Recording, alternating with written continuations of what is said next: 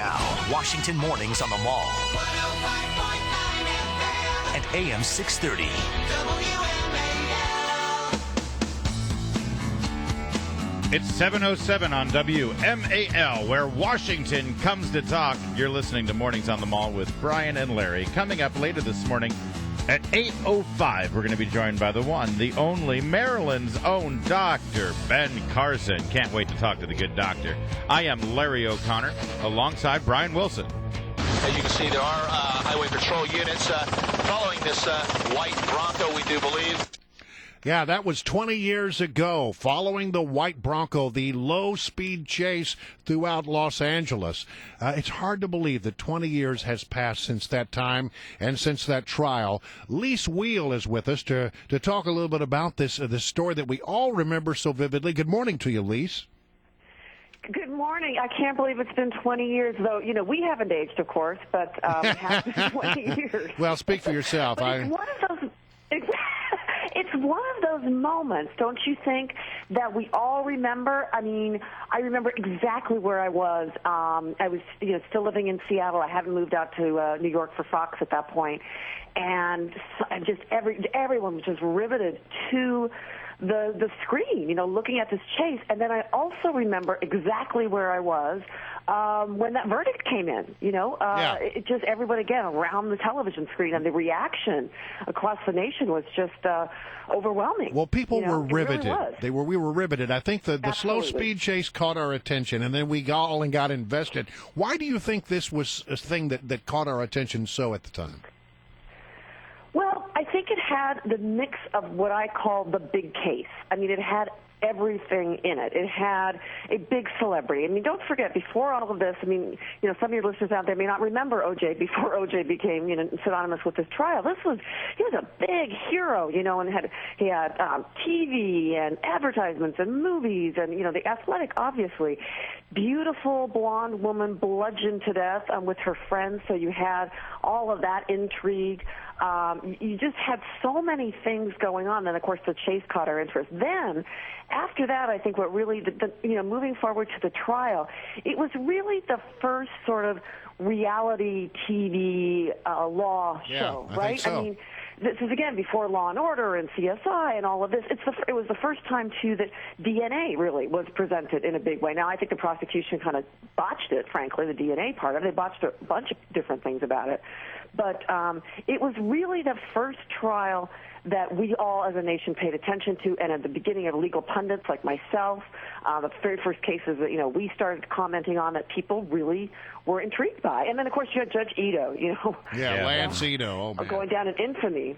Lance Ito, the judge. Lis Wiehl is our guest. She's got a brand new book out, by the way, called Deadly Business. And I want to ask you about this had a cultural impact in a huge way, and I want to get to that in a minute. But in terms of the legal impact, I mean, everyone's going to remember this. The late Johnny Cochran, D.C.'s own Johnny Cochran, in his closing arguments. Didn't fit. Remember these words. If it doesn't fit, you must acquit. Lis, that worked. I mean, what does it say about our legal system? So many people looked at this and said, oh, my gosh, you spend enough money, enough millions on lawyers who can mesmerize a jury with rhyming words like if it doesn't fit, you must acquit, and you can get away with murder. Have we lost confidence in our legal system?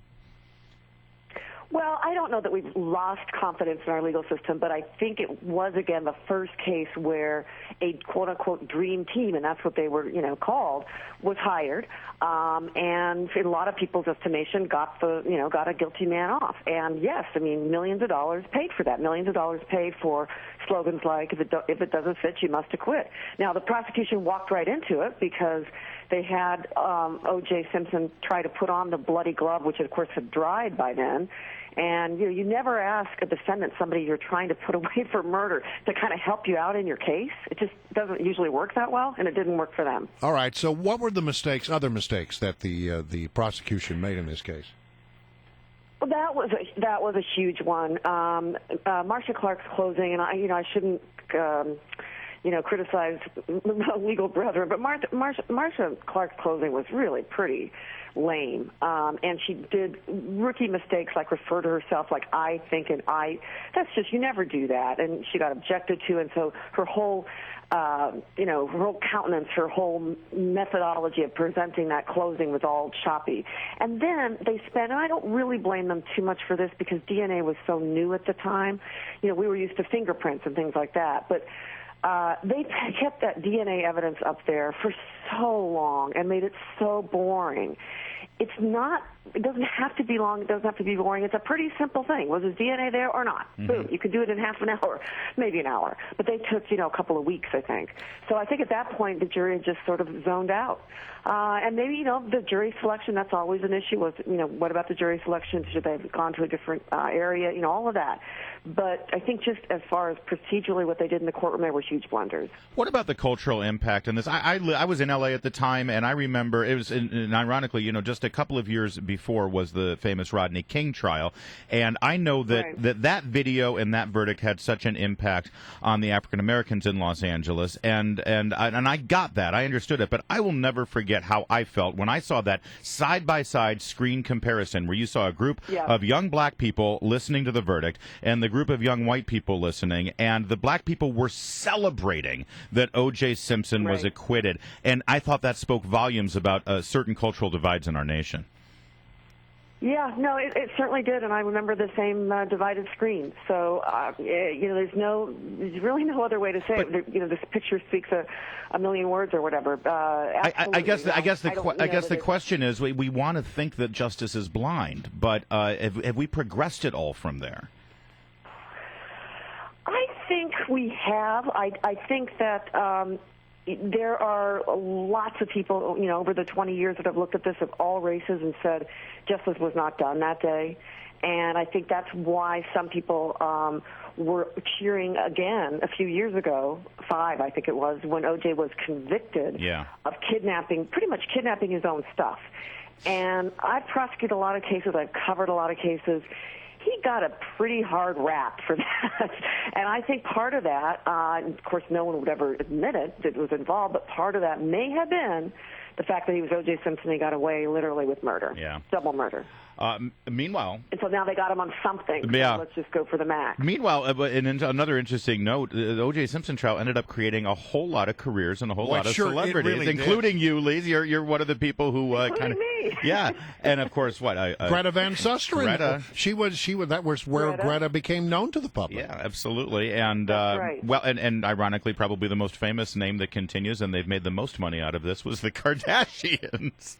In a very strange way. Don't forget, what if his very first attorney was the late Ken Kardashian, right? Oh my goodness! Now that was a link I had completely. I had forgotten about that as well. Keep the Kardashians out of my head. I'm sorry, but that's what first the Kardashians in my head. That first put the Kardashian name into the American mainstream, and he passed away, but the name lives on through his daughters. Right. Well, listen, Lisa. Good luck with your book, Deadly Business, and thank you for joining us this morning to look back. Absolutely, anytime. Yeah, check out A Deadly Business. If you like a good legal mystery thriller, I think you're going to like A Deadly Business. All right. Good to talk to you again, Lisa.